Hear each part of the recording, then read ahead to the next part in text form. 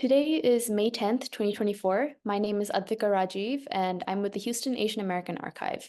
I'm talking today with Dr. Tam Dao, Rice's Assistant Vice President for Research Security and former FBI Special Agent. Thank you so much for talking with me today. Absolutely. Thank you. Okay, so just to get started, can you please state your full name and where and when you were born? Sure. So Tam is my first name, Tam. My middle name is Khoa, pronounced Kwa, and Dao is my last name, Dao. And then I was born in April 5th, 1975, in Saigon, in Vietnam, Saigon, Vietnam. Okay, thank you. You said that you had three siblings. Are they older, younger than you, and what was your relationship with them like? So I have two older brothers, Mhm. one younger brother, and we have a very good relationship. We grew up four boys in a family, right? No girls. So we grew up a little bit on the rougher end of the things, right? We weren't dialed into emotions until later on, until we got married. But yeah, we're very close. My brothers and I are not very far apart in ages. My oldest brother is 1972, so he's about 2.5 years older than me. And then my second brother is only a year older than I am, and then my youngest one is 4 years younger than us. But we're very close. One is in Austin, Texas. The youngest one is an engineer. The second oldest, Simon, he's up in Milwaukee, Wisconsin, and my oldest brother's here in Houston, Texas. David, David Downs, the oldest, yeah. Okay, that's awesome. Do you have any memories of the neighborhood you grew up in, and do you remember which elementary, middle schools you attended? Yeah, so I have brief periods of memory, so I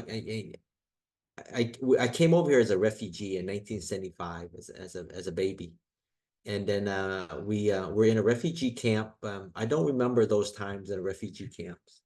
But we went to Chicago right after we got sponsored out from the refugee camp. So I remember very little bits of information there, not enough to really elaborate a whole lot on. But I remember snow and playing in snow and that kind of stuff. So, but the majority of my childhood was here in Houston, Texas. Spring Branch is a specific area in Houston, Texas, and yeah, absolutely. I mean, it was great days. I mean, I remember the elementary school was Edgewood Elementary School, that I grew up in. Actually, it was Hollybrook, I think, was the very first school. Then we moved to Edgewood Elementary School. Then I went to Springwood Middle School and then Northbrook High School. But yeah, I remember those are very fun days for us for sure. Kind of touching on to like moving to the US, Mhm. did your family's move stem from the fall of Saigon and the evacuation of the Vietnamese people? And like, could you talk a little bit more about that part of your family's history? Yeah, I haven't been asked this question for been a while, but yeah, my family absolutely. We left Saigon before the fall of Saigon, right? Um, so we left a couple of weeks before, and we left because my dad was a translator for the United States government, and during those, of course, those tough times, they told my dad that we're actually going to withdraw from Vietnam. Um, Talking to my dad later on, he really didn't know that was actually really happening, right?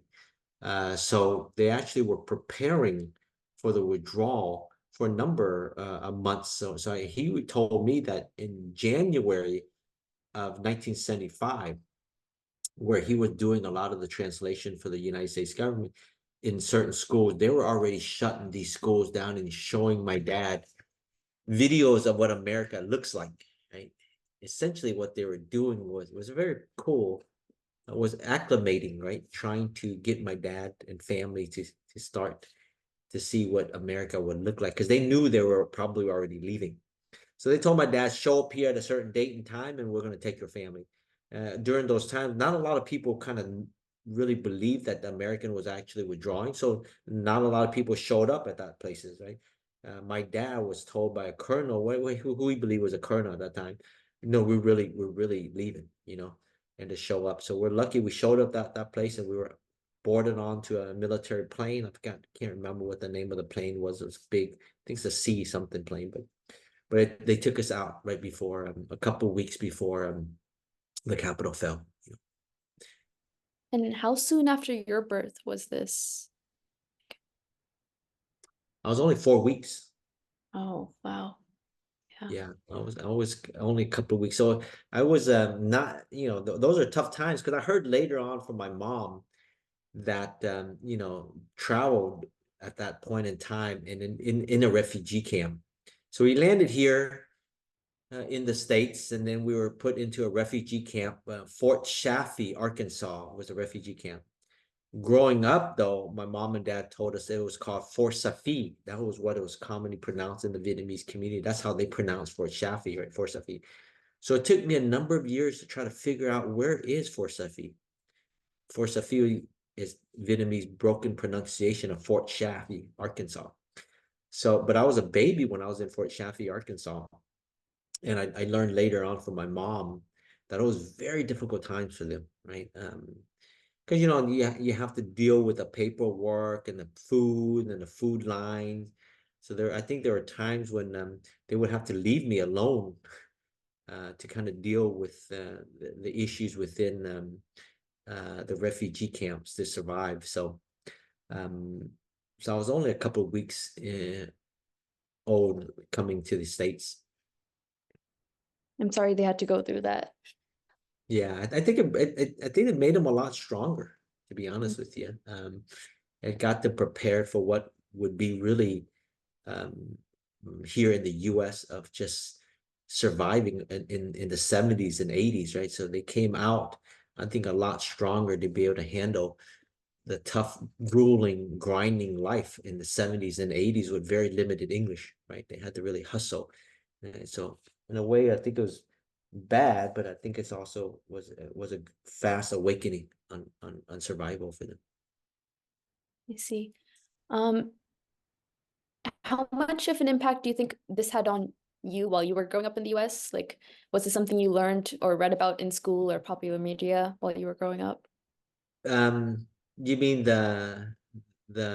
our travels here to the US and all that stuff? How much? I think I think it played a big impact because how it shaped my parents' views of life, right?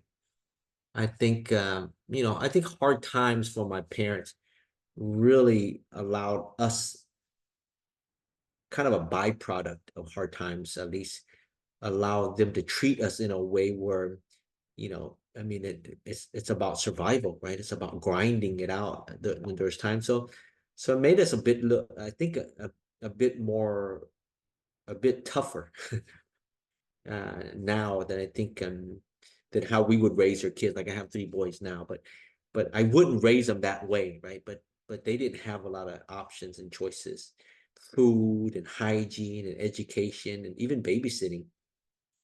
My parents didn't have babysitters back then, so we were left at home in a room, in a house, an apartment complex, while they would have to go to work, right?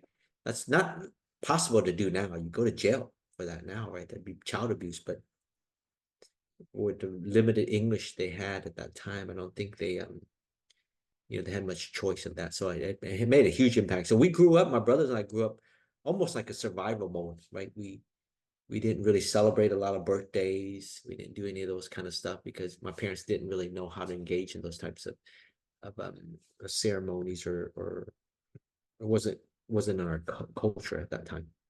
So we grew up. I think we can handle. I think kind of adversities thrown at us a bit. I know you mentioned you have two older siblings and then I one younger brother. apologize for that. I'm sorry. Go ahead.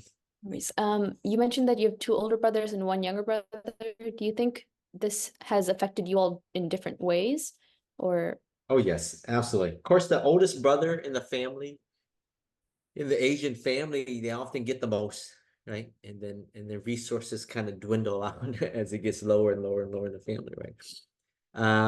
But also the oldest brother, my oldest brother also had to learn a lot of things faster, quicker, then we learned through him, right? So he took a lot of the blunt of school and what is expected of him while he goes to school and make a and try to do well, because a lot of pressure is put on the oldest son, and a lot of the mistakes, I would say, typical parenting occurs with the oldest son, right? Because it's not a really good handbook. Well, there are good handbooks now, but back then there wasn't a lot of good handbooks on how to raise a son here in a new country with very limited English and very limited resources, right? And so we're lucky in that we learned from kind of the mistakes that my parents made with him, and then obviously as it got to me, it was a lot easier. Then as it got to my youngest brother, things are a lot easier for my youngest brother, I think, right? Because our parents were now a little bit more stable in their needs, right? Their basic needs, and whether that's housing or financial. And then that allowed us to go to college a lot easier than it was for my two oldest brother. Do you recall if there was a difference in how your parents saw the war as opposed to like popular media? Um, yeah, I think so. It's still really difficult, I think, for my mom passed now, but my dad to talk a lot about the war, you know, for a number of reasons, right? But particularly for my dad, he is still really afraid of, I think, the communist government. You're talking about 40 something years ago, right? 50 years ago, right? Since we left. But I still think there's a fear regarding what has happened to him and his family. Even though he's still here, I think he's definitely afraid to talk bad about the communist country or communist government. So I think his perception of that fear is still there. I don't think we have that fear anymore in the media, right? That has dissipated quite largely, I think, right? But I also think that for a large part, um, the impact of the war, I think, has been portrayed widely in a lot of media and a lot of publication. But I think, particularly for the Vietnamese household, where these types of traumatic experience have led to other mental health issues, I don't think that has been done very good by the media, right? And partly because Asians don't really talk a lot about it, right? It's hard to actually study that phenomenon. Do you have any family or friends who are still living in Saigon, and do you keep in touch with them? I don't have family friends. I have family, Okay. cousins and stuff. I just went back last summer, but it's hard to stay in touch because we're so different in many aspects, right? Everything from education to beliefs, right, to customs, even hygiene, for example, right? But when we went back there, we definitely felt a sense of closeness and bonding because of their struggles, right? It's a very poor, still a poor country, even though people say it's not as poor as some other countries. It's still very poor, I think, compared to what we have here, right? Everything from toilets to even water, very simple necessity as water. They still can't get it. Like many other countries, they just still can't get it right. So the water is not very clean. People still get sick. So they waste a lot of resources in terms of just using plastic bottles of water. Everything is you drink water through plastic bottles. I mean, there's millions and millions of plastic bottles, I think probably in a week, just thrown away because they can't figure out the water issue yet.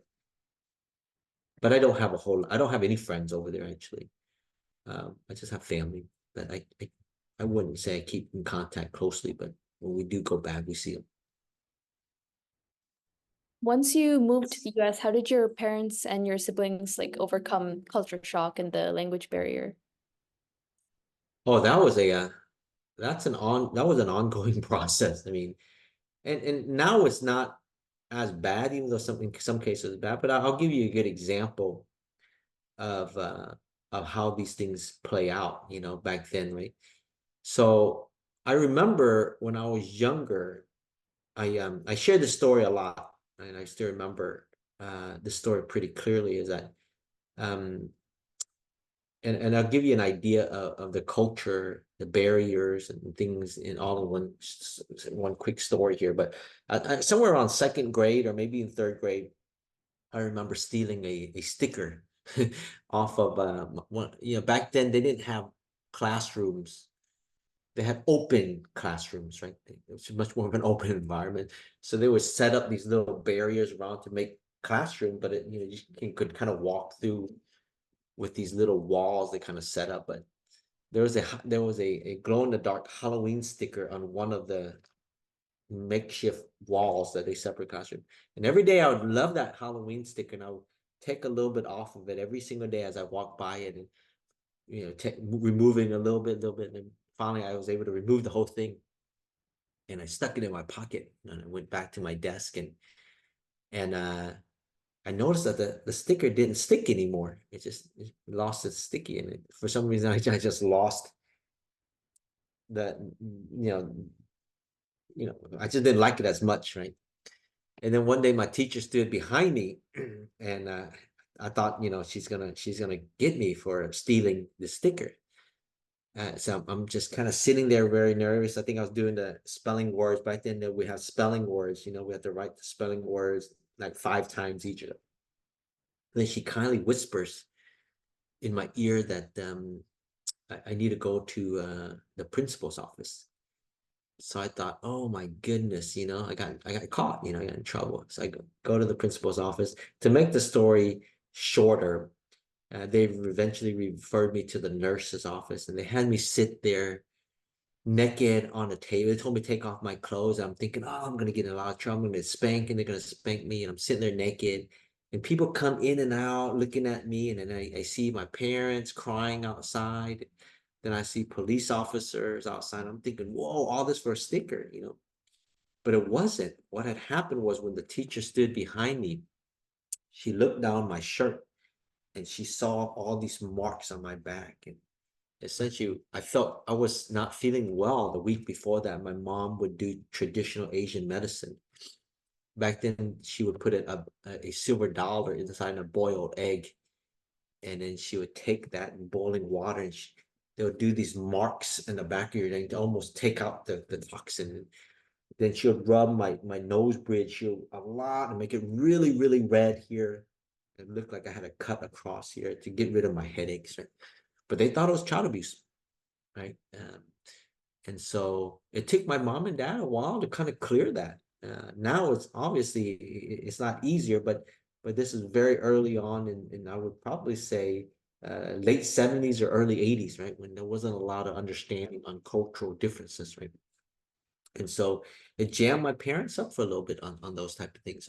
So there are a lot of those types of stories I can share on and on. But yeah, now our country has done a lot better on understanding. We're taught on differences in cultures to help address some of those issues. But yeah, my family and I have dozens of those types of stories where there's a misunderstanding of the cultures that jammed us up for a little bit there. Kind of going off that, were there any influential people who really like helped decrease this like culture shock and helped your family as new immigrants into the US? Yeah, I actually had a neighbor when we first moved into our house. I think in 1979 or 1980, roughly around there, we moved into our first house, right? It was a predominantly white neighborhood, all white. We're the first minorities into that. Spring Branch off of Lazy Spring was a street. And our house got egged every day for a week long, 2 weeks long. And found out later it was my neighbor across the street, right, who was white but didn't like us because of our skin color, would egg our house. But we grew up to be very close friends, right? Became best friends at one point. Right? And his dad actually really helped my dad understand I remember when my brother, I don't know how accurate these stories are now in my head anymore, but I remember my brother broke his arm one time. I think jumping off a roof or something like that. But my dad, I remember wanting to tie a chicken to his arm as opposed to bringing him into the hospital. So my neighbor had to tell my dad, listen, you can't do that here in Vietnam. I mean, here in the United States. My dad's, I think his thoughts were, you go to the hospital in Vietnam, you die. Yeah, I mean, it's dirty, it's nasty. You don't want to go to hospital, you die. So I think he still carried a lot of that with him as he came here. But so we had neighbors and stuff like that educate my dad on things that are appropriate to do here in the U.S. as he's trying to figure out too what to do. But he brought with him a lot of the Asian schools of thinking on traditional medicine. And when we twisted our ankle, they would take barks of a blueberry tree and wrap it around our ankle, right, to help us heal when we twist our ankle. We would take, I can't remember what it's called in English, but something part of a bear that'll cost hundreds and hundreds of dollars at the Asian markets to buy these little thing that comes on a certain part of a bear that you would rub on, you would drink it to heal you, right? So we had people that kind of help us. And there's other medicines to take. You can go to the doctor and get treated through this type of approach as opposed to traditional Eastern medicine. But yeah, we had neighbors, really good neighbors that eventually helped us, and friends, and we still caught on, teachers kind of um, kind of helped us through the process. But yeah. Yeah, it's great that you had some helping hands when you were first coming Oh in. yeah, a lot of helping hands. Mhm. Back then neighbors didn't call police on you. I mean, we were staying at home by ourselves, all under the age of 10, probably. You know, we would eat these pizzas called these they're like $25 pizza. They're still in the grocery store. I forgot what they call them. They start with a T, but we would drink these little small plastic sugary water, right? And we'd just stay at home, go outside, but neighbors never called the cops. They knew that my parents were, and so they kept eyes on us and stuff like that. But without that kind of stuff, my parents probably would have been in a lot of trouble. So a lot of help in that area.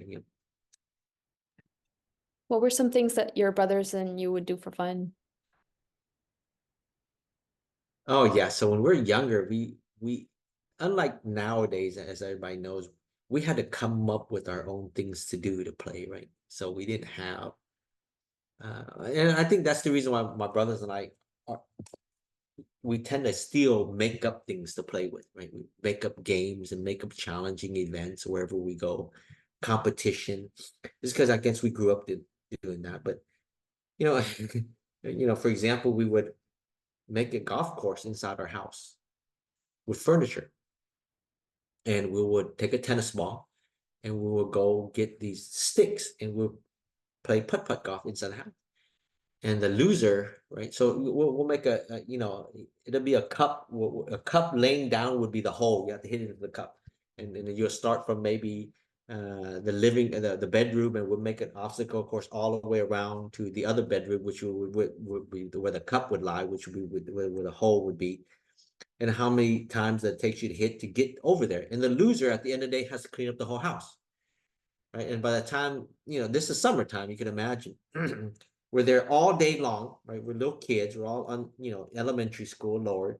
So the house is a mess, right? Back then, when you cook rice, for example, we didn't have a rice cooker. You have to cook it in a pot. And of course, we're kids, we burn that rice every day. Because you literally have to sit there and watch it, doesn't shut off by itself. So you would burn like, you know, the rice every single day, multiple times, and cleaning that pot would take literally hours to clean it. And so we would burn multiple pots cooking rice, throw it all in the sink, and then play these putt-putt golf games, or set up cans of soda in the kitchen, and then we'll pretend it's bowling, and then loser has to clean the whole house, right? And so we'll make up these types of games, and of course we play baseball all in the street. We would have the street would be the field. The grass is next to the street. You can tackle on there, but you have to tag in the street, right? So we would play that kind of football with friends that, hey, when you're there running on the street, you can tag, but if they run on the side where there's no patch of the grass, you can go tackle. So those are the types of games we make up the play, right? But we grew up in a great neighborhood. We had a bunch of friends later on. I think of it as I have my kids now. I look for kids in my neighborhood now for my kids to go play with because I know how great my childhood was on just playing with neighborhood kids all day long, from the time, especially the summertime, from the morning all the way to nighttime would just be playing outside or even sometimes inside, but just playing with kids. Yeah, that sounds awesome. And pretty good way to get the house clean also.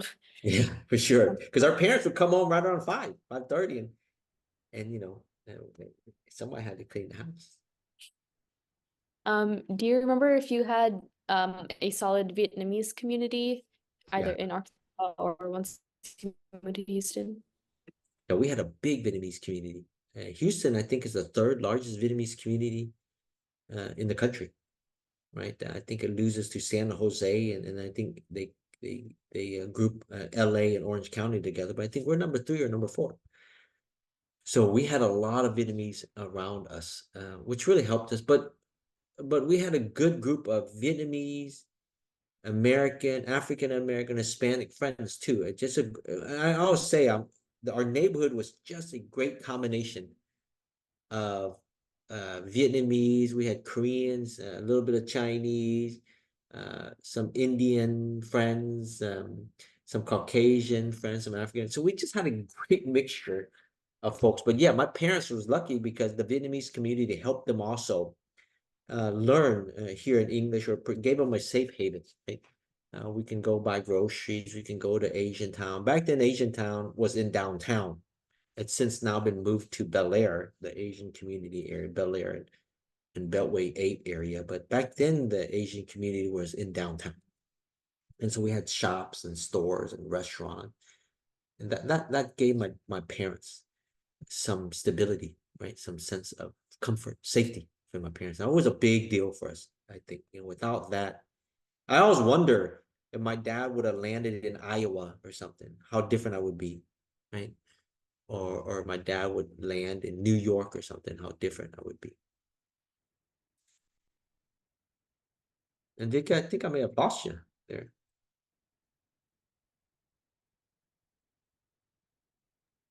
Oh, can you hear me? Yeah, I think I might have lost you there for a second, but you're back now. Sorry. See, Okay. maybe my connection. But you're back now. I can see you and hear Is you. it all good now? Yeah, it's good. I think so. Okay, perfect. Sorry. Yeah. Okay. I I don't know think I what didn't part I catch the lost you last there. part. Could you repeat that one more time, Yeah, please? so Uh, I can't remember exactly what I was talking about. My memory is not as sharp as it was before, but oh, you're talking about the Asian community. Yeah, we had a great Asian community that provided a lot of support for my parents, right? Chinatown back then was in downtown Houston, not Bel Air now. So the shopping, the food, you know, um, they had access to those our food and our customs. I think that really helped my parents eventually do pretty well here in the US. okay, so moving on a little bit more towards your education, what first made you interested in pursuing a degree in psychology, and were you always sure that this is the path you wanted to follow through with? No, I don't think I was ever for sure. I think I went to what I was good at. I think psychology, I seem to do. I also did a lot of math and science. So I took all the prerequisite for math and science because I end up doing pretty well in math and science. I mean, I did all the in college. Even though I was a liberal arts major, I did, the physics 1, physics 2, organic 1, and organic 2. And I did pretty well. I only got B's in organic, but I never really liked it, right? Never felt like something. I think I did well relatively to the population, but I don't think I did well relative to the Asian population, right? So unlike my brothers, they're just really gifted in math and science. I mean, they're just way, way up there, right? I still got all A's in math and science. The only B's I got in college was actually an organic 1 and organic 2. But I still didn't feel like I really was great at it. I was good compared to other people, I think, majority of people. But I just didn't feel like that was my passion. But I felt like I was really good in liberal arts, right? Psychology, just trying to understand people. And I think a good example is I think how my brother said it. When he picks up a camera, he always wants to know how it works. I never cared about how it worked, I guess. When I look at a camera, I always want to know, why would people pay for this, this amount for this camera, or things that are more social sciences kind of questions as opposed to STEM-based questions, right? Um, so I think that attracted me more. And then when I started taking those classes, I started doing equally well, but I seem to like it a little bit more than the math and science, so that's kind of why I stayed in it. Were there any influential professors that you remember that really like pointed you towards your Yeah, career or degree? yeah, I had a lot. I can't even mention. I had a professor named David Mason one time, right? David Mason was an English professor in a community college. I haven't even ever looked them up, but he was I took a community college class in English. And I still remember I wrote this paper, right? And he wrote back, said it was like one of the worst writers of all time or something like that. It was really, really mean comments. I still remember. And I remember thinking, golly, this is hard.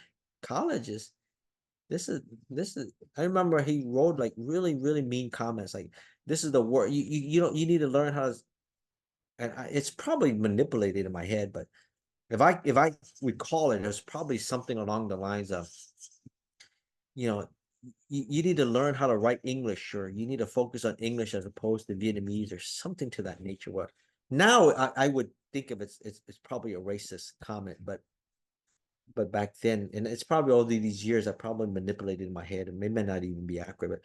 But I think he was the very first professor that said, you know what, I'm going to try to really focusing on learning how to to deal with people. Right? So that's the very first example. And so I kind of went towards that. The psychology, the mental health route was really, I think, him in a way, right? But then throughout my years in college, after that, I always say I'm one of the luckiest people in the world, because I never really made like 90s, a 90 or higher throughout all my classes. I've always an 88, 87, 88, 89 range, but I always got A's. And UT back then, there was no A minus or stuff like that. There's a 90 and you get an A, right? And back then, I don't think people study as much as they study now, right? So I would go to office hours, and because I wouldn't know. I wouldn't know how to write this or answer these types of things. And then they're just nice, and they'll just give me an A, right? And then because of effort, right? So a lot of these professors helped me get out of UT with, I think I got like a 3.9 out of UT. Then when I did my master's program, very similar. I remember I had this statistic professor, Paul McDermott or something like that. And I remember I couldn't understand a thing, but I would go to his office hours, go talk to him and stuff like that. And I got an A in that class, right? So I got out of UPenn with, I think, like a 3.9 GPA, but it wasn't because I was really smart, I don't think.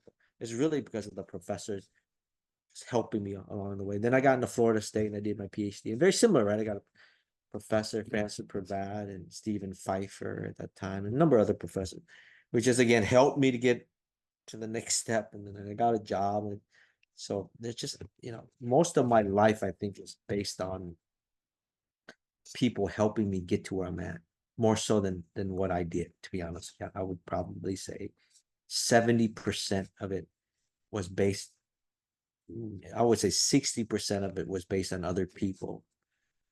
20% of it is based on 10% is based on natural ability. The rest was based on luck to where I'm at in my life. So you can see a lot of that is based on the people helping me. It's really interesting, and it's great that you had some like really influential mentors in your life too. Yeah, Um, even my brothers, for example, helped me, right? hmm. Even my oldest brothers who are very smart in math, they would help me through math and you know, organic or and I got A's in them too. And I really don't, not because I really think I know how to really do any of that, but I'm very good at memorizing steps and memorizing how to do the same format over and over again, and relying on my brothers to teach me that. Yeah. Were your parents supportive of your interests, and did they ever push you towards certain fields of study? No, I think most Asian parents, and I don't fault them, but I don't think they had the educational background to kind of guide us where I think what we would do for our kids now. They just wasn't taught that way. So I don't think they pushed us in any which way, you know. I know that they said education was important, but I'll give you a good example. My dad, when I graduated from high school, my dad says, okay, at this point, and he says it in Vietnamese, but he said something along the point of, you gotten to your point of your life now that I probably can't teach you anymore. You probably have to learn from other people. And you probably go to college. But he didn't really tell us how to do it or anything. He didn't say. So we really didn't know how to do it, right? I remember going to the Bank of America and asking them for money. And believe it or not, they gave me $20,000. They gave me $20,000. I filled out some paperwork, put in some information on my mom and dad, what they make. They gave me a $20,000 loan. And I went to UT. And just show you how lack of sophisticated we were back then. I went to college. I went to UT thinking that when you get approved for that loan, you get the money right away. It's not so. It's like 5 days later. So when I got to UT, I didn't have a place to live because I didn't have any money. It didn't, the bank, it hasn't gone through the bank yet. So I would bum around with my youngest brother at that time. I think we slept in at one point a little bench at the mall. But then when the money went through, we signed the lease for the first apartment we got. We just signed it. It was $525. I still remember. So I don't think my parents knew to teach us those type of things. Really didn't. They were trying to survive, right? They were working at a convenience store, basically really trying to survive, right? So there wasn't a whole lot of money, and so they didn't really. They just said, hey, you got to go to school. You got to learn to get out of this life. But they didn't have the background to kind of guide us yet, So we kind of learned it on our own, to be honest with you. What would you say are some of your most defining moments in college, whether like academic or not? Were there any like clubs or something that maybe had an? No, once I got to college, I didn't do many clubs, and that's one thing I always recommend younger generation.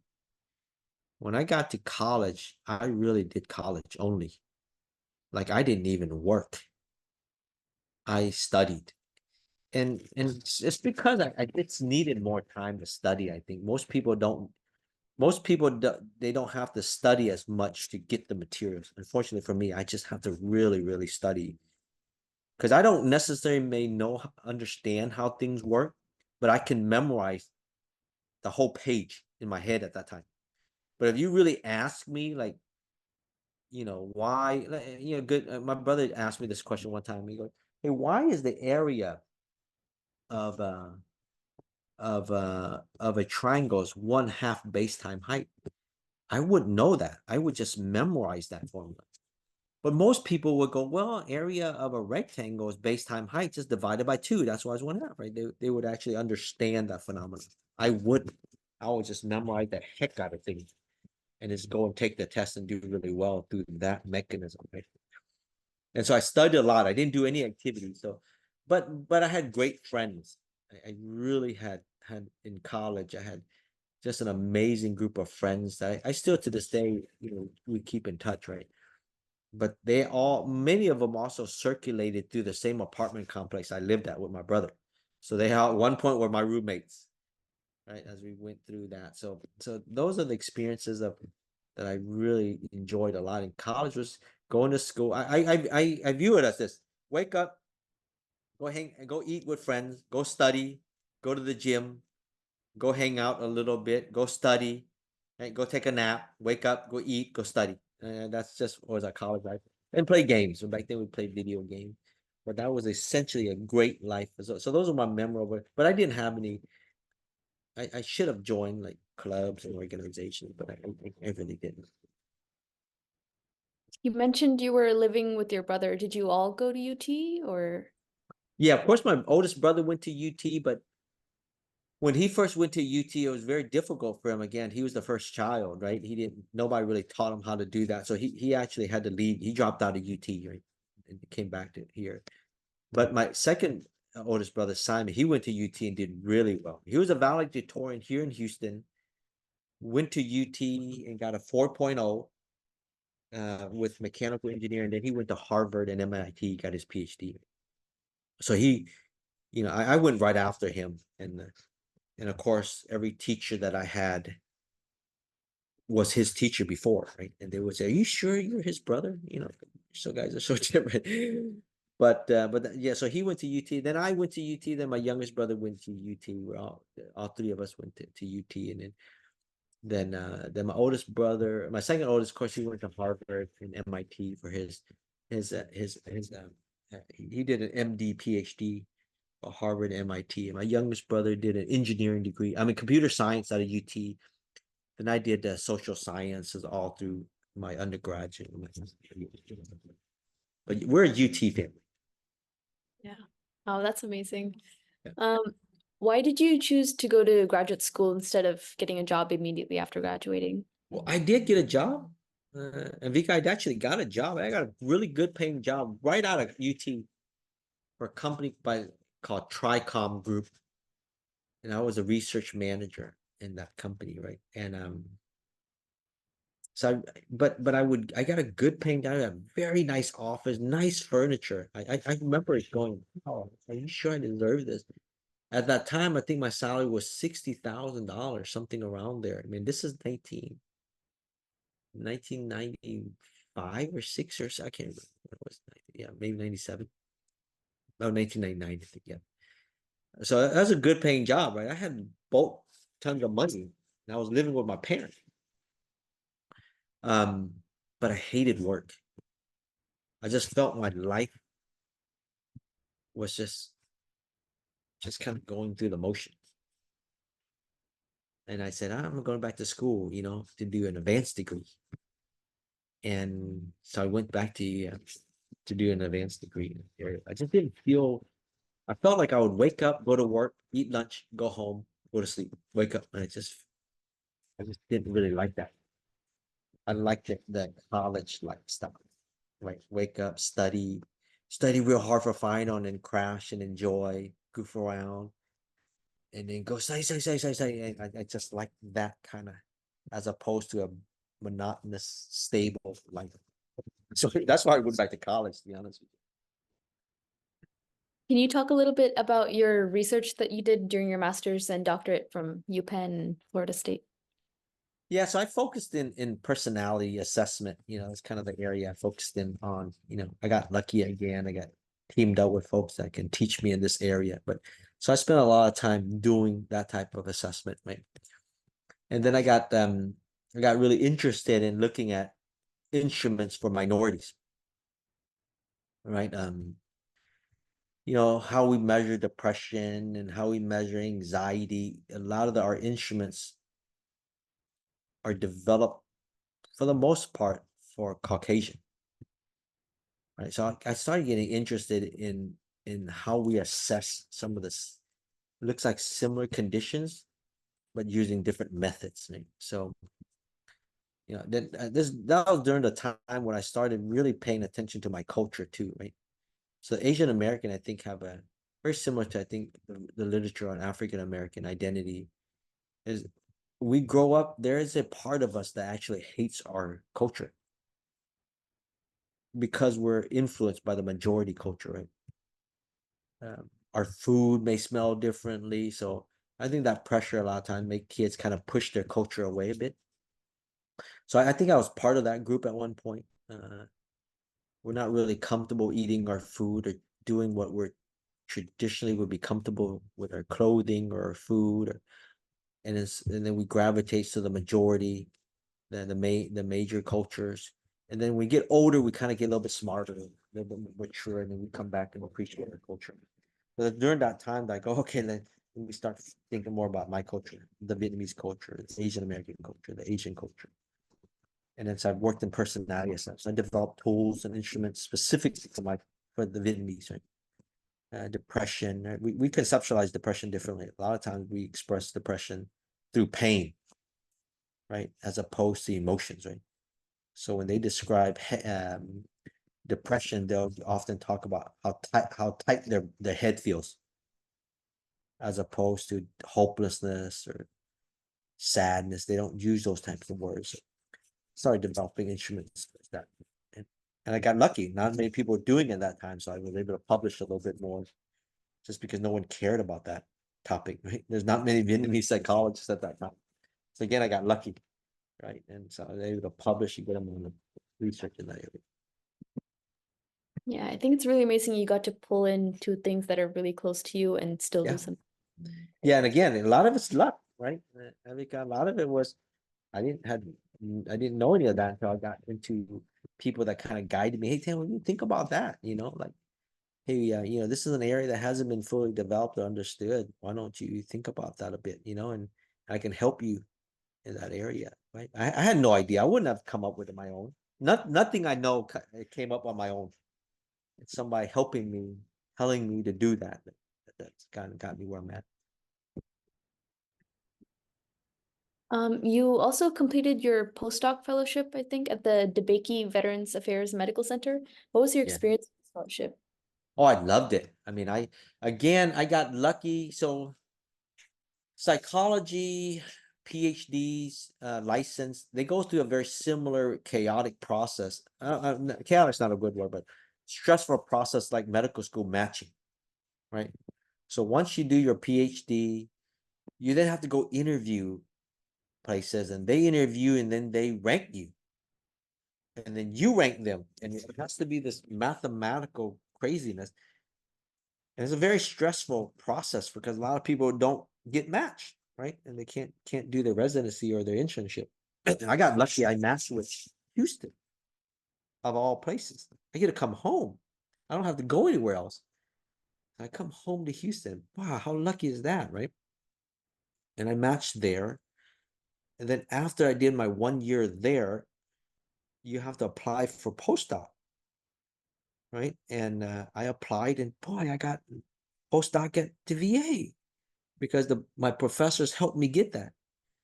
And so my experience in there was just amazing. I love the VA because it really allowed me to work with some great mentors, and allowed me to kind of see firsthand kind of how tough it is for veterans in many cases, to see what they actually struggle with, some stuff that you wouldn't see in regular worlds, or outside of the VA. And so that experience, I love the VA. I always talk about it all the time. I still do some talks for the VA every year for the residents, PhD and the MD residents at the VA. I do a talk for them, a seminar for them. Yeah, great experience. Couldn't have been more fortunate to land. I hear all kinds of crazy stories about bad experiences, bad advisors, horrible. I can't share any of that because I just had that whole experience. I loved it. That's awesome. Thank you for sharing. Yeah. Pivoting a little bit more onto your career, can you give a short timeline of your professional career from your first job to right now at Rice? Oh, wow. Okay. So my first job was Tricom Group out of college. I didn't find any passion. went back to school. Then I got out, did my internship at the VA. Then I did a 2-year postdoc at the VA, and then I wanted to be a staff psychologist at the VA, so I applied there. I got the offer, but I also applied to become a U of H professor. And at the end, it was a flip of a coin, to be honest with you. I went to become a U of H professor. And again, I landed at U of H. What a great institution. I had great colleagues. I did really well. I had a lot of publications, a lot of grants at that time. I had a great 3rd-year review. The chair, Tom Cubison, and Bob McPherson sat me down and he said, "Yeah, we'll strongly recommend you to go up early for promotion and tenure." But right about that same time, I thought to myself, you know, during the periods of my life where I also wanted to kind of pay back to the country for what they've done for my family, took me over here, so on and so forth. I wouldn't be where I'm at without the United States. I said, how can I um um serve the country? Can't go to the military. I can't handle boot camp. I was too old at that time, and I was working a little bit on personality assessments. I was coming across a little bit of the bureau work with the bureau at that one point, and then I applied to the FBI Sunday night. I didn't even look at the requirements. You didn't know what it was I had to do with it. Didn't know anything about it, and they told me no because I'm too old. There's an age restriction. You can't be older than 37 to start as an agent, at least. But they gave me an age waiver, and I got in, right? I got in, and I always was really intended to only do a year, return back to U of H, and but I didn't stay on for 12 years almost. And then I came to Rice, right, to lead their research security side of the house. That's kind of a quick snapshot there. My Great. careers. Yeah. You mentioned you were a professor at the U of H and also, I believe, the Baylor College of Medicine. Is that Yeah, I right? had a joint appointment at Baylor at Okay. that time. This is Um, because of my affiliation with the VA. mm. I was doing research with the relationship between heart disease and depression. So you'll see quite a bit of publication. And again, I got lucky. I teamed up with some cardiothoracic surgeons, right? So at that time, I had a appointment at Baylor College of Medicine in the Department of Psychiatry and Behavioral Science and at UPenn. Did you only teach graduate students? And if so, like what classes did you cover? No, I taught a little bit of undergrad, but not a whole lot undergrad classes. I think, abnormal psychology for undergrad. I taught mostly graduate students. I taught statistics classes. I taught a class called biological, the psychology of biology or something like that for a number of years. Um, bi biopsychology. That's actually the textbook. And I taught statistics courses. And I taught some advanced level personality assessments for PhDs. But mostly my teaching is for advanced students. I did a little bit of undergraduate, but not a whole lot. If you had to summarize your teaching philosophy in a couple sentences, what would that look like? uh, I think I think my teaching is very similar to my philosophy of life. I think over time, right?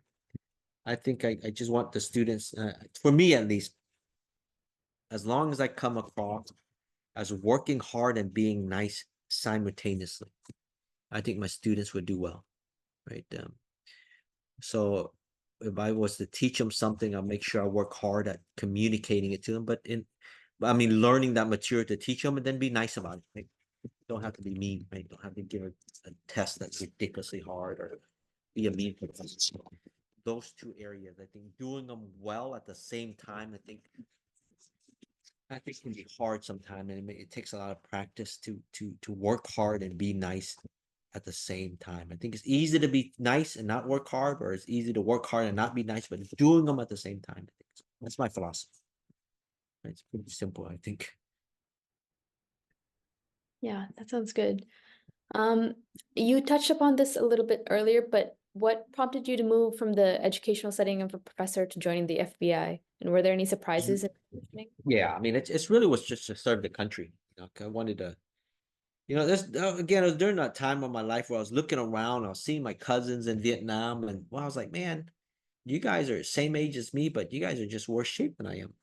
I got lucky the Americans took us here. And I think during a time of my life where I also remember when I was getting my haircut at Penn when the terrorist attack happened, right? So I remember at that point I was thinking, man, I want to go after these guys.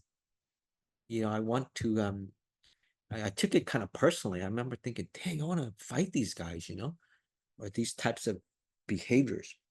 So it started, it planted a seed for me at that time. Then as I got older, I realized, for me at least, how great this country has been for me, right? I mean, I know the country has all kinds of issues, right? But for me at least, I never really experienced a lot of pain and suffering that's other racial groups have experienced, right? So I had it pretty good. Of course, you have the ching chong and making fun of you like that, but who didn't make fun of other people at that time, right? We made fun of everybody, and everybody made fun of us. So didn't really impact me a whole lot. So the country, I always viewed it as just been a great for my family, at least, and where I'm at in my life. If it wasn't for the country, I wouldn't be here. So I thought, that led me to wanting to do something to serve the country, and FBI came up because I thought it was the premier law enforcement agency. So I applied. I didn't really know much more than that. And Vika, I'm not really completely clueless. I didn't know how to shoot a gun. No idea any of that stuff.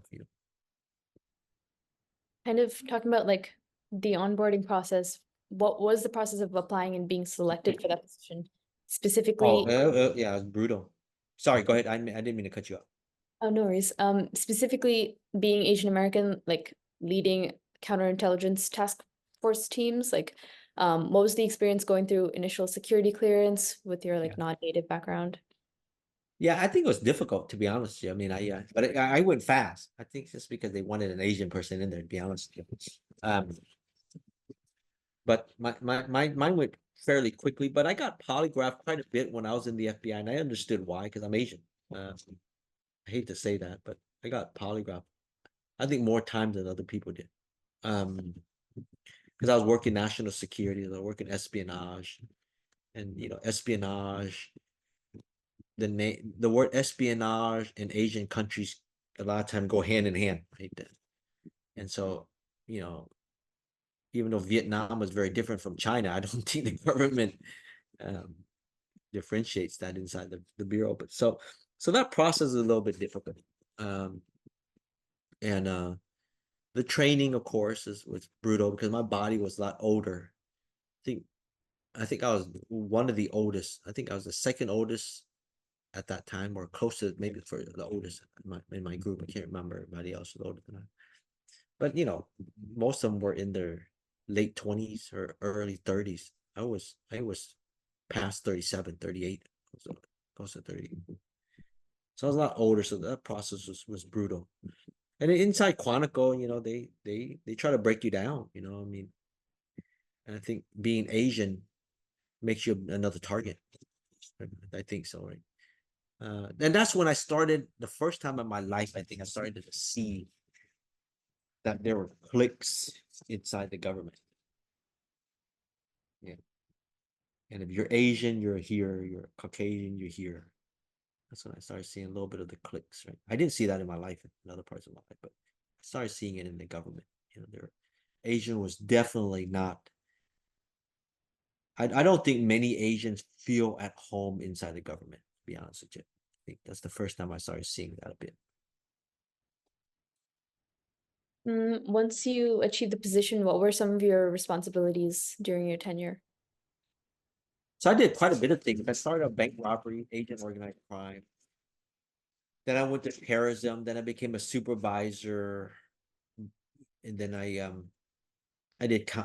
My career can be summarized as an expert in counterintelligence, particularly. Um, I'm trying to say it in a way where it's particularly looking at foreign governments' threats to our research. It's kind of, I would say that's probably where I specialize in, right? Um, so then I was very good. Again, I got a good boss. His name was Don Lachey at that time. He was a great boss. And I was working under his squad. And I became a supervisor. And he helped me become a supervisor. And he moved up. And then I kind of got a position similar to his role there. But essentially, our job was to protect U.S. Protect U.S. interests, really in research against foreign adversaries, I would say. Sorry, my answer is a little vague in that area. I No just don't worries. want to say a whole lot in that area. How has your research background influenced your role? So I'm also lucky is that because I'm a licensed psychologist and I specialize in personality assessment inside the FBI. I did a lot of different work for them, right? I worked with different units, right, to help them with the psychology side of the house, right? Everything from so the FBI has they call it the safeguard program. This is not classified, but the safeguard program is it was born out of back then we had undercover agents. They worked such deep undercover that sometimes they think they're actually gangsters themselves, right? So they go so deep that it's hard for them to come out and return to normal life. So the safeguard program is kind of designed to make sure we check in on these folks and we assess them and to make sure they don't go off the deep end, right? And so I was able to participate in that, right? I taught courses at that program for them, how to do assessment, how to do personality assessment. That I was involved in assessing undercover agents to make sure they're okay. Folks that work what we call Indian country, the very violent crimes that happens on a reservations, work crimes against children, agents that work crimes against children, and because of that type of work, watching the videos, I was involved with help assessing their mental status. Um, Terrorism, folks who watch beheading videos. So I got a chance to do a lot of that for the Bureau, and that ties in a lot of with my research, right? And which is research assessment, personality assessment. I hope Yeah, I answered your question. I kind of I can definitely see how difficult and important that role must be. yeah, Um, absolutely. so you mentioned that you were finding and preventing like foreign influence on like research in the US. Are you able to talk about some measures you put in place or like some research findings during your investigations?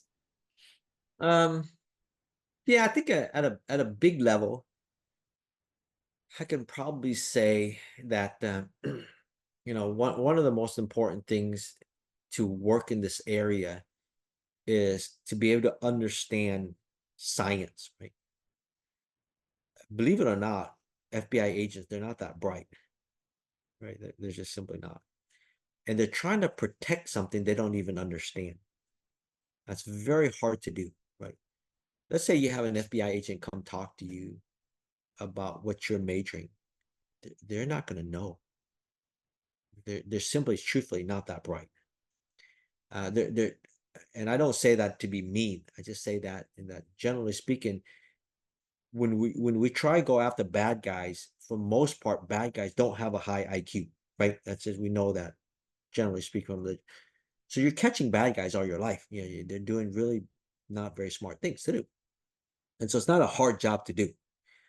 But counterintelligence is a hard job because we have to try to understand the science that professors are doing to try to protect it.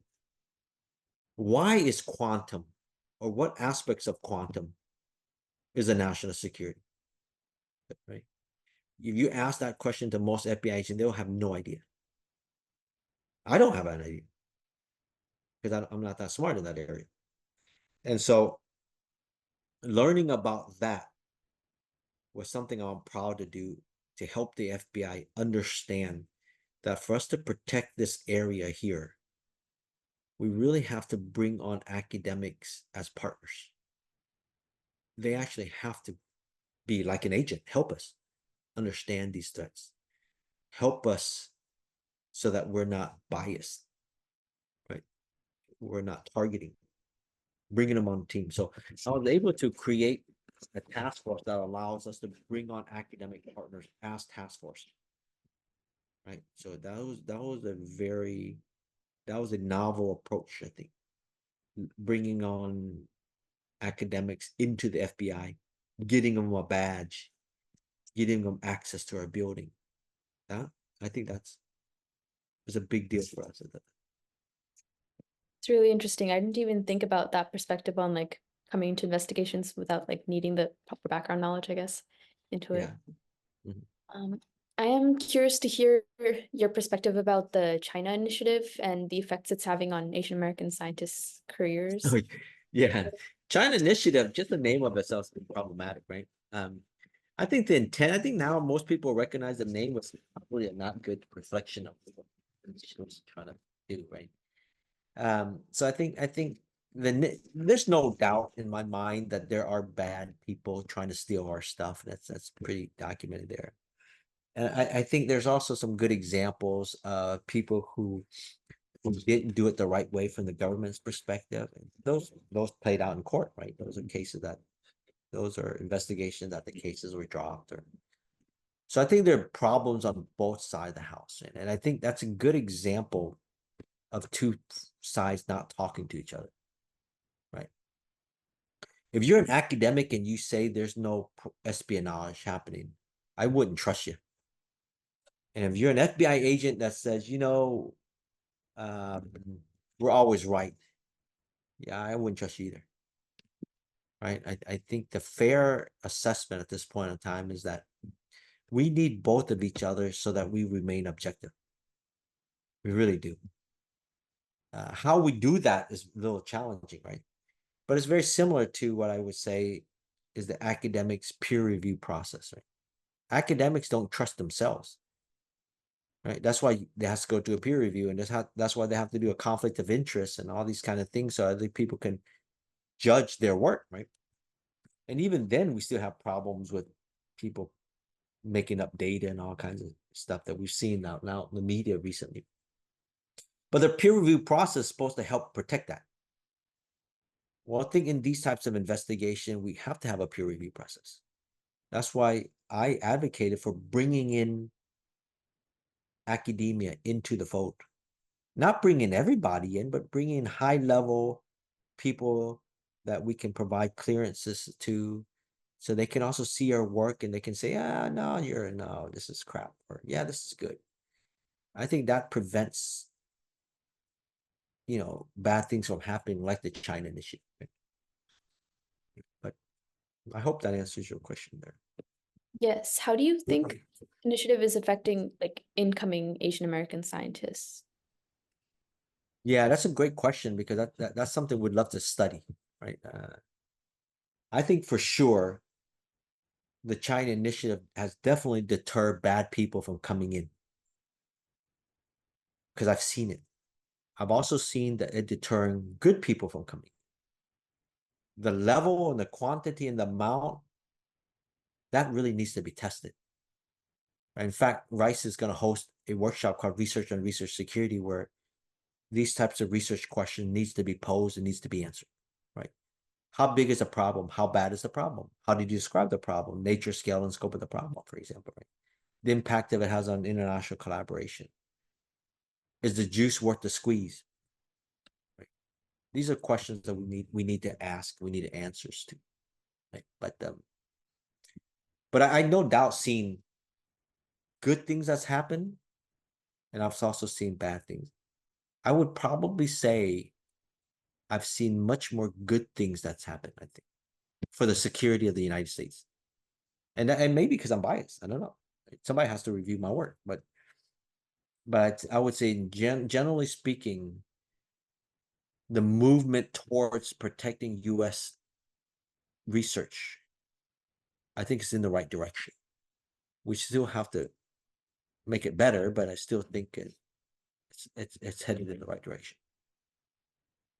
You touched a bit on this as well as like some advancements that you yourself put in place, but how do you see this initiative changing in the future, especially due to like changing geopolitical dynamics? Well, I'm hoping science plays a bigger part. right? I mean, the days I think of doing things based on anecdotal evidence probably needs to change. Right? So for example, when you say there's a problem, when you say there's espionage or there's foreign influence, we need to do a better job of saying to what extent. For give you an example, if you tell me PTSD, I can tell you, generally speaking, we have about 6 to 9% of the population have PTSD. Yeah, in law enforcement, that percentage can range, right? For NYPD, we've seen up to 21%, right? For other law enforcement or like firefighter, we've seen, numbers a little bit less than 21%. So I can tell you stuff like that. I can tell you stuff like how does PTSD, how does that look usually, right? That's the nature of it. But we can't say that a lot about this area that we're in, research security or foreign influence. And we need to use science to move that forward, right? We really need to bring in smart people like you, right? With different backgrounds, right? Whether you're biology or cyber or AI or social scientist, start bringing these folks in, have these folks help us develop research questions that can be tested. And then using some of the methods from their unique discipline to answer it. Right? I think that's the way of the future for this area. That's going to help targeting or minimize targeting or minimize the perception of targeting, or to reestablish trust that the government's doing the right thing. It has to be driven by science. That makes sense. Thank you for sharing. Yeah. I think you talked about this a bit earlier, but I said that you're working on a symposium with colleagues from Rice and U of H to discuss the Biden administration's position on the FBI. Can you talk a little bit more about this? So the workshop, are you referring to the workshop? It's Was it the the workshop? symposium on the Biden administration on the FBI and their surveillance of Chinese scientists. Ooh, so I should kind of tell you what I'm working on now. Maybe it falls in one of those, that bucket you just mentioned. Okay. So we have that workshop on research security that's really supposed to create an agenda or create a community of practice, apply science to this field. We're also working, maybe you're talking about the forum that's coming up between law enforcement and the Asian American community. There's a forum coming up, I think, on June 6th. Now, I don't play a big role in that. I think that forum has panel members from the FBI, and it has well-established panel members from the Asian community. I can't recall the names of them, but and it's supposed to have an open dialogue between the FBI and the Asian community to help the Asian community understand a bit about the processes involved with collaborations, with travel, with being scrutinized at the airport, and that kind of stuff, but I don't play a big role in it. I kind of facilitate some of those, having it here at Rice with the Baker Institute, helping with shaping some of the questions there. But that's really led by the Baker Institute, Dr. Neil Lane, Professor Neil Lane, Kenny Evans from the Baker, and a couple of other well-known Asian American community members, but I'm just blanking on the name of Jeremy Wu, I think is another very famous Asian American who's been championing some of the issues that we've been having in this field. Stephen Pei from U of H, physics professor. I think he's involved, heavily involved. Yeah, probably others I'm leaving out, but that's probably what you're probably referring to there. But that's at Rice and in June 6th. Be very interesting. Open dialogue, or starting the open dialogue.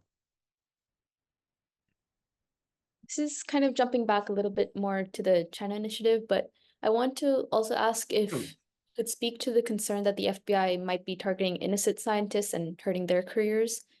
What do you think of the risk for this initiative? Now, I think there's a risk for sure. Again, you have to really study that phenomenon to find out right? If I'm a social scientist, so I view it as very similar to the risk of trying to predict anything bad, right? Whether or not it's heart disease or cancer, there's always that false positive, false negative issue, right?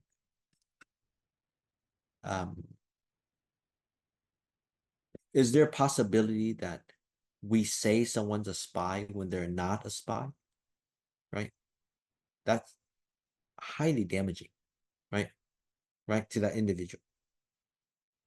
I would think that there's things set in place that kind of prevents that from happening. A lot of that, the community would never see. That's the unfortunate aspect of it. So a good example, let's say you have somebody who you think is a spy, right? Based on some information. And you start to work that type of investigation, right? At the end, it may not pan out, but it doesn't necessarily mean that that person's innocent. It just means the government moves away from that case because they will never jeopardize telling the public how they got that information. So if it goes to court, the court will require the government to share it. In many cases, the government will say, we're not. The reason why is because this case is not important enough for us. How we collected it is much more important. Because once people figure out how they collect it, they'll ruin a lot of things for the government. So they'll drop the case. So that looks bad. It looks like that person is innocent, but it's not. You actually peek behind the curtains, right? So there are a lot of those cases. And then there's a lot of cases where, rightfully so, that you picked on somebody that was not right. Because again, people are human, right? So they commit cognitive biases and all these types of things. And so I've seen some of those cases that the Bureau has, I think, done a bad job in that area. But it's hard to figure out, without science to help us, how much have we helped the country? How much have we hurt the country? Right? These are real research questions that we have to get one ask so that we can come to some understanding of this area. Does that make sense? On the China initiative. So I've seen it hurt both. But if you ask me for my opinion, even though I've left the FBI, and I see myself as both, I've been in the FBI, I've been in an academic position, I would say that it's helped the country much more than it's hurt, I think. Now, has it hurt Asian American? Hey, listen, I do research in Asian American. Anything something touches Asian American and it's not fair to Asian American, I get really angry about that. And you can trace that back to the time when I did studies that show that some of our instruments unfairly predicted us to be depressed. We're not depressed, right? So that's why I went after developing instruments to help better address that issue. Without that, it's hard for me to make some clear, definitive answers, but I can definitely say, I think where I'm standing at this point today without much science behind it, what we've done, I think, has helped the country. And as a result, has helped the Asian American field, even though it has hurt some of us, more so than it has hurt us.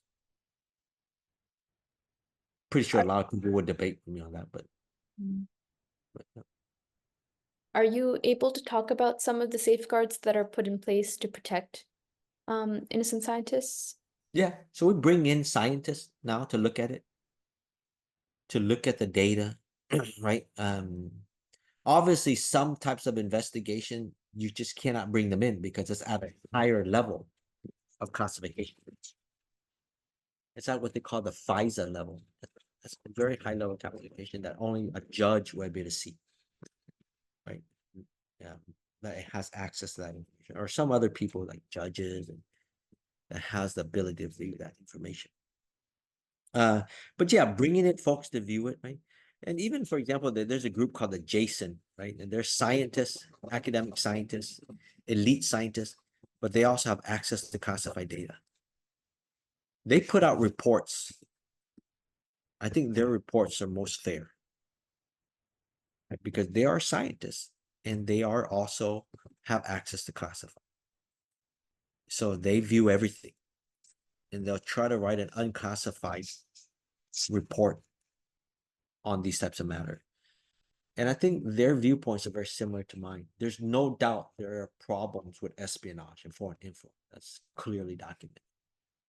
There are also problems with how the government communicates this information to academia and public sector, no doubt. There's also a problem with potential perception of targeting, right? That's widespread. And I think a lot of their recommendations is how to strengthen or how to safeguard our research, how to the need to use science, the need to go look at the data, have other people analyze the data. But yeah, so I hope I answered that question. Yes, definitely. Speaking to your unique perspective as well, do you recall any instances where you had to take extra cautions when navigating interactions because of your Asian background?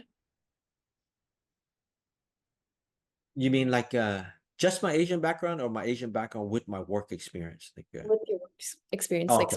specifically with, Like sorry, say that again. like specifically with the FBI? Oh yeah, because I work in an area that's super sensitive. That's always the case, just because that's weird in this area, but yeah, when you work these types of investigation, you're always a target. You're always a target of bad actors. So I have to be careful in that area for the large part, and also because I work in this area, we get scrutinized tremendously, right? Every year I have to submit my financial disclosure. They go through my bank accounts. I get polygraph regularly to make sure we're, being truthful. We're not, we're not compromised. So yeah, I mean, it's not like you're working gangs and drugs. We go through a very different level of scrutiny to make sure that what we're doing or saying is accurate. I don't do that anymore since I left the bureau. Yeah, during that time. I also know that you're a certified FBI hostage negotiator. So could you talk more about the motivation and process between like achieving that role? Yeah, I think psychologists in general is a good fit for negotiation.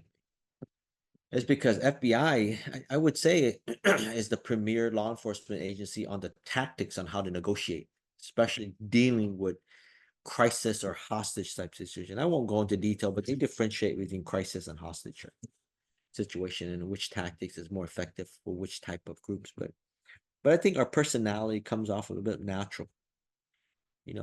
I also tell I teach at for years at the hostage negotiation, the crisis negotiation unit up in Quantico, and I actually will go there to teach for them again. I think in September.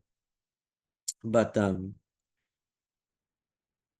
it's harder to be a negotiator. Excuse my language. If you're genuinely a jackass, it's just harder. And I don't think psychologists are that. I think we're generally nice people. So it's easier. That's not something.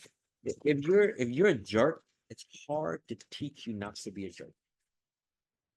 So you can have a great police officer, or a great FBI agent, or a great whatever at your job and be a jerk. It's hard to teach you negotiation tactics because of that personality character. But if you're nice, teaching the other stuff is very easy to do. Just being nice, I think, is 90% of negotiations, right? So it's not that. So I think the field psychology helps us be nice. We're not confrontational as much. There are some out there that's confrontational, but generally I think it sets us up well for the field. What would you rank as like the top maybe two? I know you mentioned like being nice, but like characteristics of someone who's in that position and has to negotiate. Yeah, so obviously be nice, right? And that plays into help you develop rapport. That is essentially the key.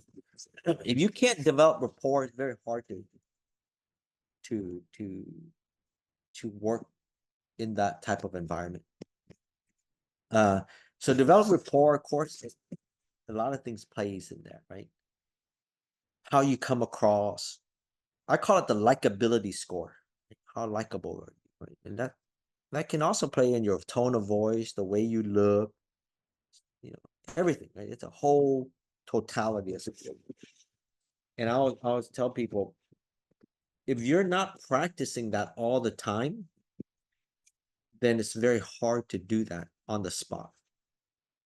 So they always ask me in class, what should we practice on? What should we get? I was like, practice being nice and pleasant, likable. Practice on that skill set. If people aren't helping you getting you to the next level every single time, you need to start looking at yourself. Are you too opinionated? Are you too rigid? If you're around people and you're nice and likable and you come across as more pleasant than you're ugly, people will help you get to the next one in your life. And I think that skill set is most important for negotiation. But it's not just important for negotiation. I think it's important for everything in your life. Whatever job you're at, I think.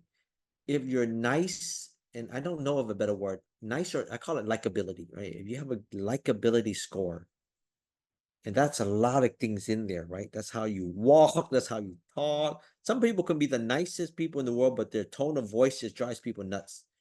That's going to lower your likability score. So you got to work on that, right? Or the way you look. It's unfair, but it's a whole picture. If you have a good likability score, then I think that helps tremendously over anything you can learn in negotiation, right? And then if you can kind of learn, the second thing is you can kind of learn how to not necessarily solve everybody's problems. And sometimes people just want to talk to you, or they're angry at their wife or kids and they're holding people hostage. They don't want me to come in there and tell them what their problem is or how to fix this situation. If I do that, it just pisses them off more.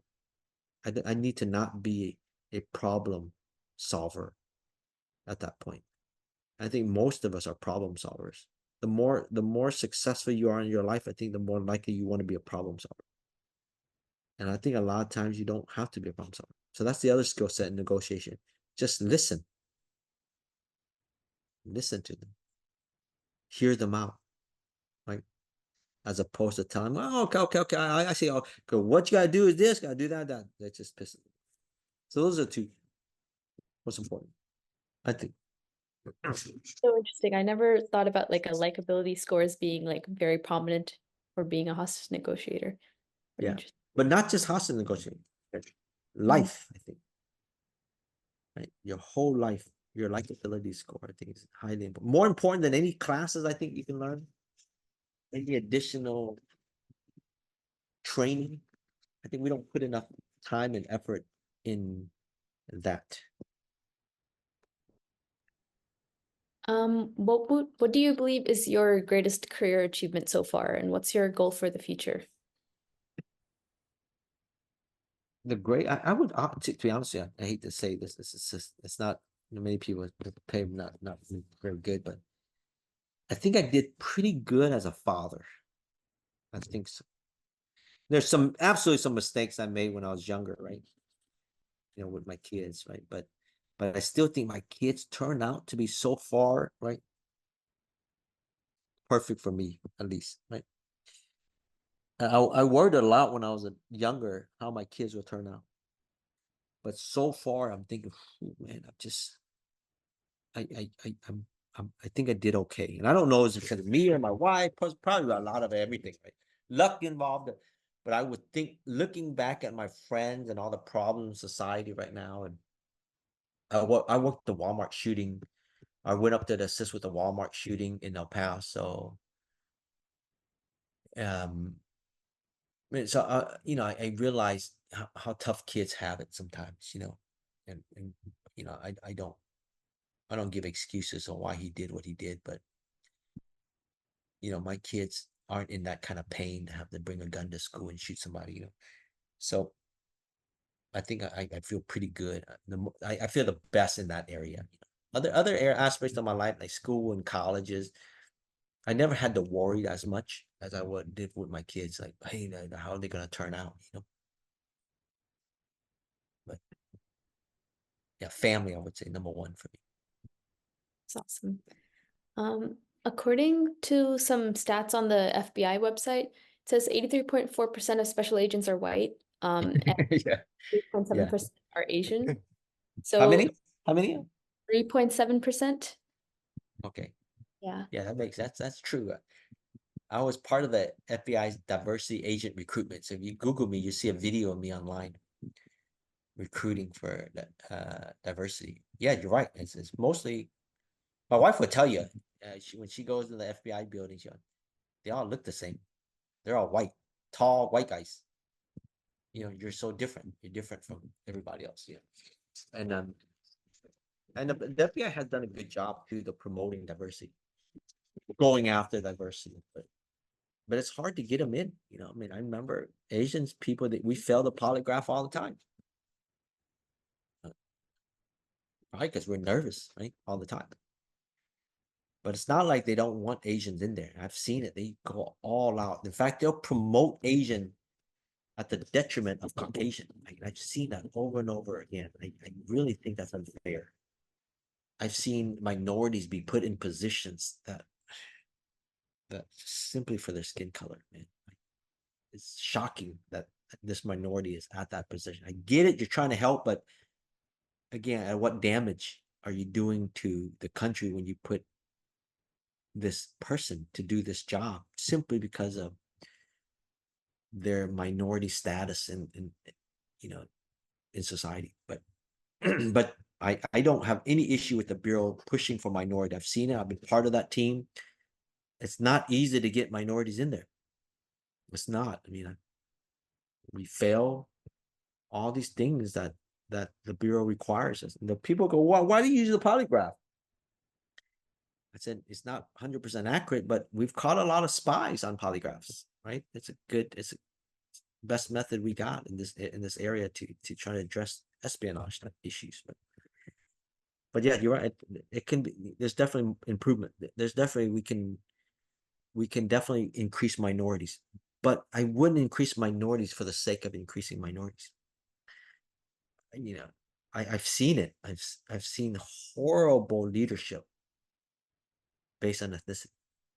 I've seen horrible leadership not based on ethnicity too. Don't get me wrong. I've seen it both ways, but I've seen some position where,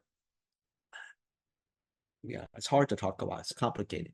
I'm not a big fan of having your ethnicity on any application or having your gender.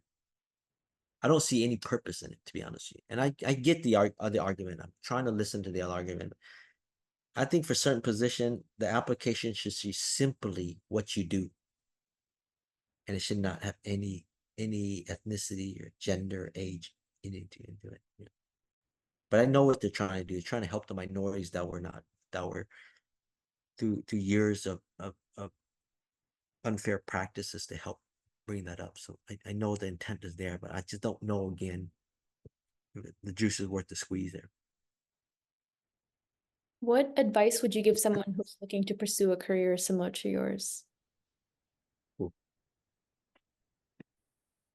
Well, if you want to pursue a career in FBI, which I would recommend, I think it's the best job I've ever had, to be honest with you. But it takes a toll on your family. You have to live, I think, a good life. Allows you the best shot to get in there. Don't take things that don't belong to you. Even simple things like littering. Don't do any of that stuff. Just live a clean life. You're past the polygraph. But if you have a tendency to, like even go to the grocery store and taking extra bags or eating a grape when you haven't paid for it, don't do any of that stuff. Even though it's probably not anything bad about it. It's just, you just want to stay far away from that as much as you can. And then you'll get in the FBI a lot easier, right? Because that's what they're looking for. Once you get into the FBI, you just have to learn to be humble. I think the FBI doesn't teach you how to be humble. And then to be a professor, I think you just have to have a passion for science and working with students, and I think both of them, again, I would recommend, and it sounds kind of like a broken record, but just work hard and be nice. And I think your life, people will help you get to where you're at. Sounds good. Just a couple, like two more questions related Sure. to. Yeah, Um, absolutely. I'm enjoying it. I haven't talked about these things in years. awesome. Um, I think you mentioned that you're no longer working for the FBI, right? So what influenced you to move back to like an academia sort of focus? So I still help the FBI in a couple of different capacities. I have a couple of studies with the FBI that I do as a principal investigator for the FBI. So I do that. And they still ask me to talk on their behalf in a number of different areas, like negotiation, like personality assessment, like mental health, like counterintelligence stuff that I still have experience in because I'm in the academic community. So I still help them in that aspect there. Um, but what I forgot the question, Abigail. What you said? What led me to go here to academia? Was that the Yes. question? Mhm. I think a balance in life. I think family. I think when I was with the bureau at the end of my career, I was traveling over 100 something days a year. So it took a toll on my family. The first 3 years, I wasn't even with my family. So I was working in another area that my family wasn't comfortable traveling with me to that point because of safety issues and stuff.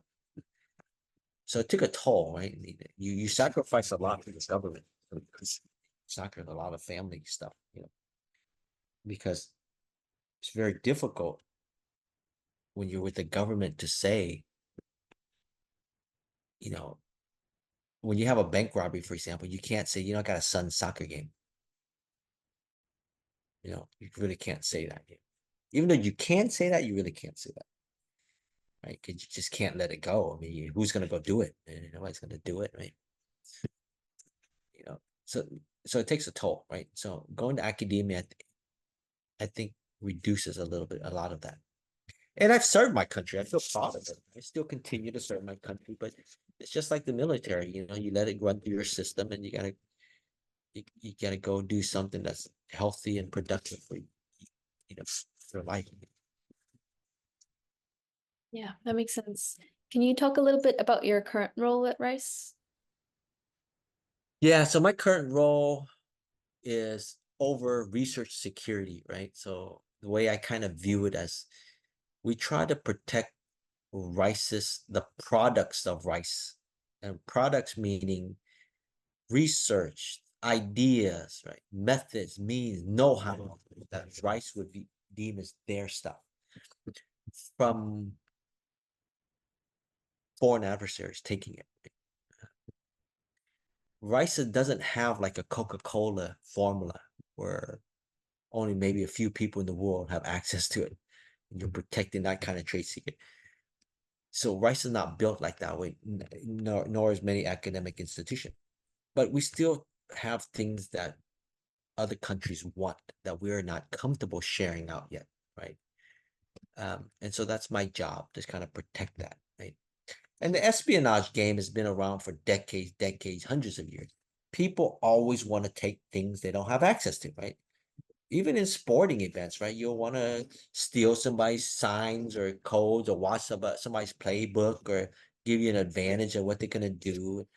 So foreign government knows that, and they come after us. And I'm not saying we don't come after them either, but my job at Rice here is at least to protect Rice from those types of threats, right? Which many professors, they just aren't aware of those, right? Because they're just great scientists, right? They're busy doing their research, and they're not going to know that that student that has approached them or trying to befriend them at a conference, they have a hidden agenda. That's not a regular student, right? That's an intelligence officer pretending to be a student. So my job is to kind of help that area. Okay, thank you for explaining. Yeah. Pivoting a little bit onto like your family and community, how did you meet your wife and how old are your sons? I met my wife when I got out of college, actually. and I had she was on a phone. She was on a one of my friend named Kevin had a picture of her on a phone, and he was going through the picture, and I see her. And I said, "Oh man, hey, let me get her number. Let me call her." So I called her, but she never called me back. I called her one time, then I left a message call a second time, left a message call a third time. Then she called me back, and she just gave it to me, man. She just says, "Who the F are you? And how you dare call me?" And I was like, "Oh my goodness, I'm friends with Kevin." She's like, "I don't care who Kevin is. You don't have the right to call me and leave those kind of, I don't know you." I said, "Oh my goodness," I just want to hang up the phone. And God, this woman is a bee. But she called me 6, 7 months later. And she goes, you remember me? I'm coming into town and you want to have coffee?" I couldn't even, at the time, I forgot actually who she was because I didn't. And oh my goodness, that's the girl Andy. That's just nasty. So I met up with her and I had coffee, and she was tough, very tough the first few dates. And but she kind of softened up, and that's how I met her, and then married, and now I have 3 boys, 14, 12, and 10. 3 boys, yeah. Awesome. Yeah. For you, how important is it to educate your sons on your ethnic heritage when raising them? It's very important. You know, um, you know, our culture, because of the where we live in this country, there's always a pull for us to lose our identity, right? You can kind of see that. Uh, many people my age doesn't even know how to cook our traditional food anymore.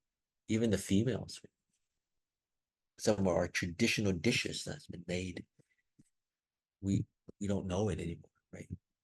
So my family makes an effort to promote our language, to promote our cuisine, to the point that even sometimes I tell my wife, like, when we go to a restaurant, I am not going to go home and shower. I'm proud of my food. Nobody else is going home to take a shower before they go out. When they go to a steak restaurant, they go straight to a happy lounge or something. I'm not going to go home, shower. I'm not going to do that, right? So we push that message. I don't know if it's a good message or not, but at least it's a message I feel strongly in doing, for my families, that I don't think we should be embarrassed about our culture, our identity. It's who we are. Uh, so we push that message quite a bit for our family. Do you celebrate any Vietnamese festivals or holidays or Oh, any that? absolutely. Yeah, of course, the New Year, right? Of course, some of the traditional Asian celebration that are similar to English, right? But it's not, right? Our biggest celebration, but we also tie in heavily on our Catholicism background, right? So we have a lot of Asian celebration around Catholicism themes, a lot of praying for certain family members after they passed away, tied in with major celebrations like holidays, right? So we tie a lot of that in, to each other. But yeah, we have a big family group here, both my wife's side and my side. So we partake in those activities almost every weekend, to be honest with you. Yeah.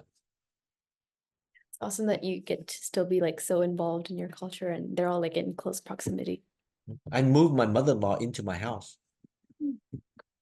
My father-in-law passed, and at one point I moved my father and mother across the street, right, from us, right? So we hold those Asian ties very closely.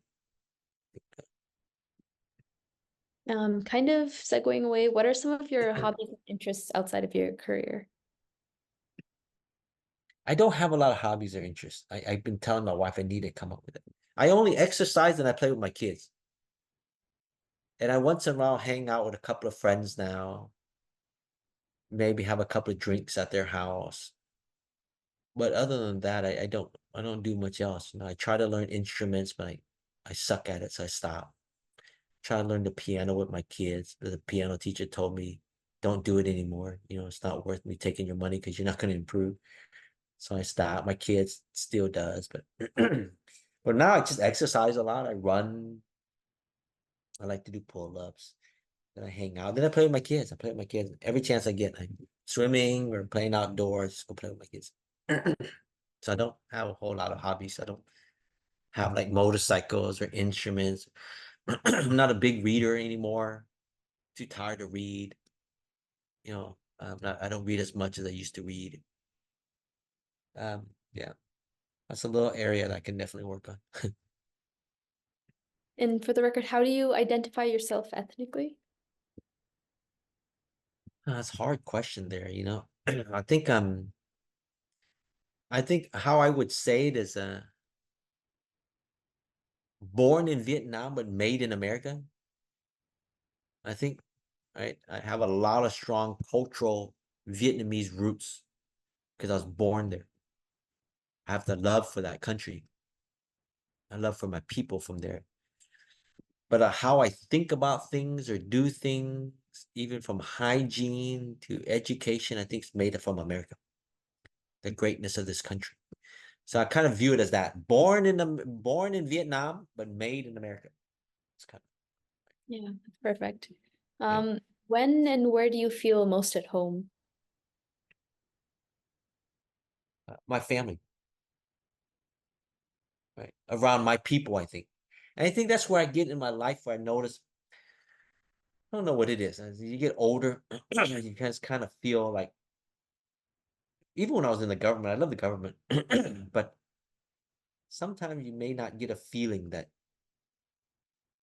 you know,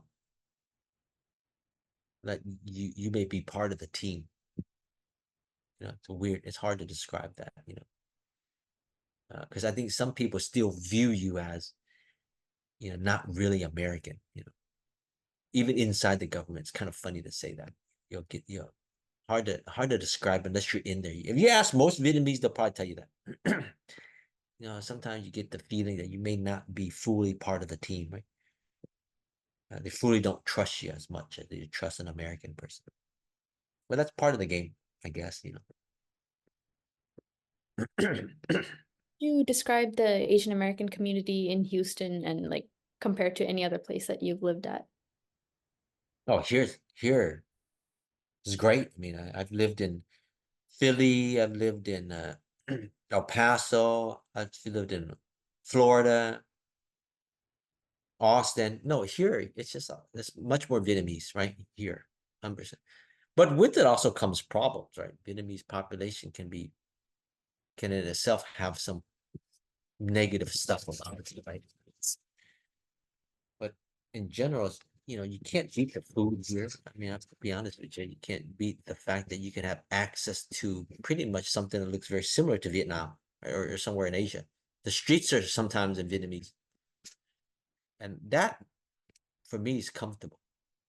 I'm comfortable. But I'm also, remember, I'm made in America. So some of the hygiene stuff about that doesn't make me comfortable.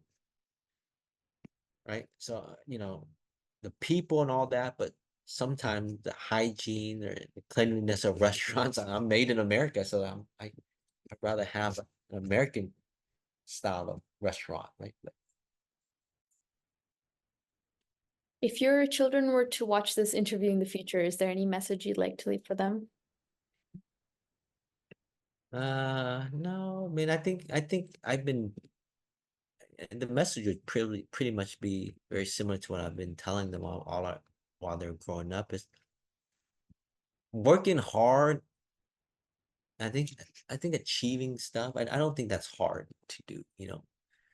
I think doing that at the same time as you come across as being a good person, that's very hard to do.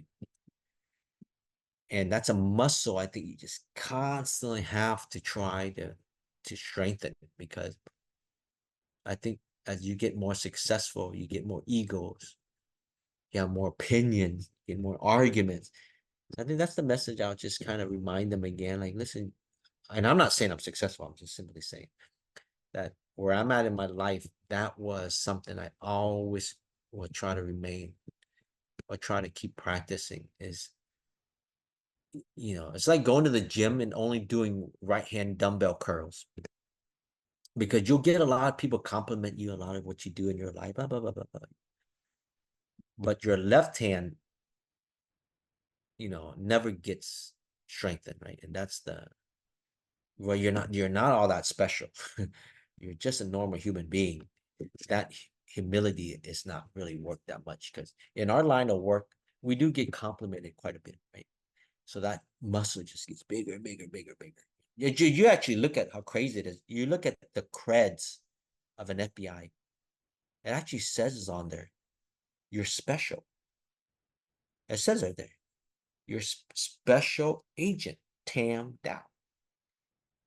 So that gets brainwashed into your head, right? I would say you can go anywhere in the world and get up in the stage and talk and have no idea what you're talking about. And people would listen. You're a master of bullshitter. And over time, that muscle just gets larger and larger and larger. And then the muscle of, being nice and you're not all that special, that never gets worked. I think that's what I'll tell my kids. Just remember the other muscle, the nice muscle, humility muscle. Yeah. That's a really powerful message. Thank you for sharing. Yeah, absolutely. Is there anything else you'd like to add that we have not covered today? No, I think we covered quite a bit, huh? This is what I didn't anticipate, but I'm glad I was able to share with you guys, and I'm hoping that it has some value to somebody at least. With that, I would like to conclude our interview today. Thank you so much for taking the time to talk with me. I really enjoyed learning more about your story, and I appreciate that you took the time to share with us Thank today. you. I really appreciate it. I think you've done such a nice job to help me answer some of those questions. I know you got an amazing background too there yourself, the one that you'll be able to share. Yeah. And I wish you luck too.